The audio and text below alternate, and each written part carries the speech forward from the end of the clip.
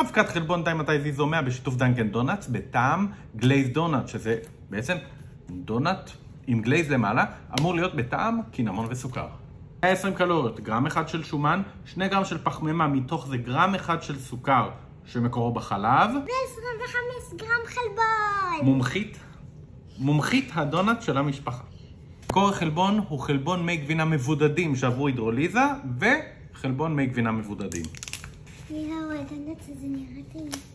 כן, בואי נקווה. ויש לזה ריח טעים. בואי נגלה מה זה טעם של דונט באבקת חלבון. ויש לזה ריח טעים. עוד לא יודע, בינתיים ריח של פלסטיק. לא, אני מרחה כבר. זה הריח שהרחתי. לי הריח הזה לא ברור. גם לי. אבל תכף נגלה. מה? אתה רואה, וגם אני.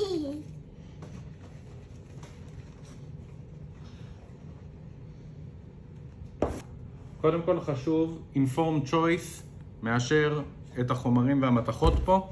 דבר שני, ההמלצה שלהם היא בין 150 ל-180 מעל מים.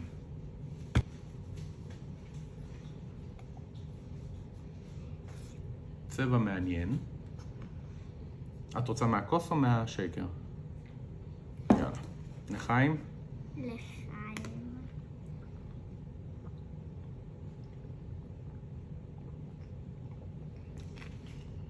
אוקיי. תן דווקא. וואו. תן גם. כאן יש רק קצף. אוי, גדול.